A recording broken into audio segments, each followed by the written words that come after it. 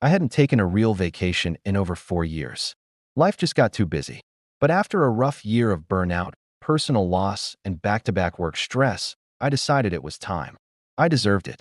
I wanted beaches, sunsets, and silence, far from my laptop, far from everything. One night, I started browsing vacation packages. I wasn't aiming for luxury, just something peaceful.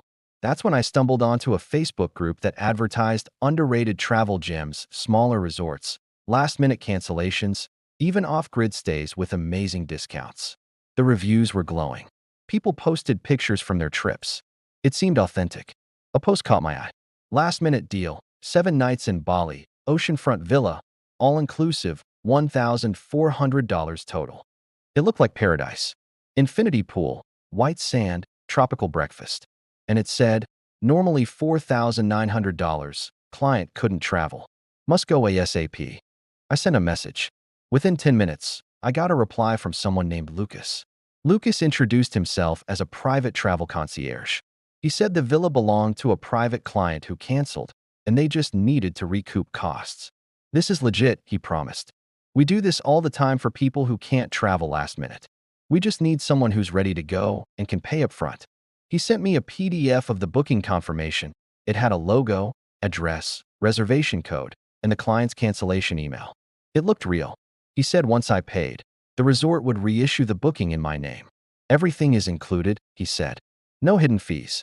Full airport pickup, meals, daily spa access. It's yours. It sounded too good to be true, but I wanted to believe it. I was tired. I was emotional. I needed to believe it. I asked for more verification, and he sent me the resort's Instagram and TripAdvisor page. They both looked great. And when I checked the address on Google Maps, it matched. Lucas said they could hold the booking for 12 hours, but after that, it would be released. Just $1,400 via bank transfer, he said. That's it. No taxes. No extras. We handle everything. I hesitated for a while, but then I remembered my savings account, the money I'd put away for someday.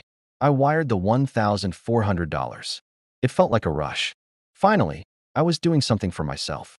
I even printed out the itinerary and pinned it on my wall. I told my sister. I bragged to my coworkers. I booked my flight. The next day, Lucas messaged me a confirmation number. I checked it on the resort's website. Invalid. I figured maybe it needed 24 hours to sync. But 48 hours passed. Nothing. I emailed the resort directly. Their response hit like a punch to the chest. They had no record of my name. No reservation. No Lucas. No deal. I emailed Lucas. No reply. I called the number he gave me. It was disconnected.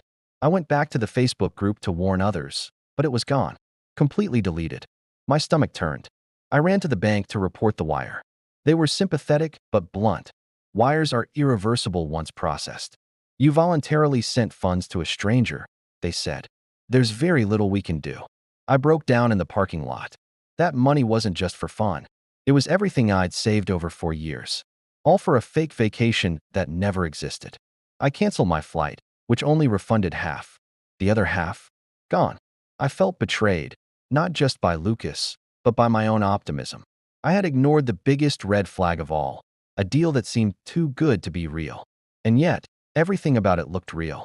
The fake booking ID, the logo, the testimonials, all fabricated. I reported the scam to the FTC and my local police department. They filed a report, but told me recovery was unlikely. These scammers are sophisticated, the officer said. They rotate identities, bank accounts, and IP addresses constantly. I spent the next week replaying everything in my head. The way Lucas typed, the way he used emojis, the fake urgency, the "I just want to help people" language. It was rehearsed, calculated. He wasn't just a scammer. He was an emotional manipulator. I started digging online and found out this type of scam is exploding. Scammers create fake travel agencies, clone real resort logos, and prey on people during booking season. They don't just steal your money. They steal your joy. Since then, I've made it my mission to speak out. I started warning friends. I posted my story on Reddit, and within days, I got messages from 5 other people who had nearly fallen for the same scam. One woman was actually on her way to the airport when she realized the hotel didn't exist. I now triple-check everything. I never wire money. I don't trust any deals without first calling the resort directly. And I never rush. no matter how urgent the offer is. I still haven't taken a vacation, but when I do, it'll be on my terms, not someone else's fake paradise. If this happened to you too, don't be ashamed. Scammers know how to dress lies in luxury. Your voice can warn the next person, just like I'm trying to do now. If you found this story helpful or eye-opening, please consider sharing it with someone who might be at risk. The more people know about these scams, the harder it becomes for scammers to succeed. And if you've experienced something similar or want to share your story to help others, send it to us at the email in the description below. You might save someone from falling into the same trap. This Michael Mitnick, where we expose the lies, so you can stay safe.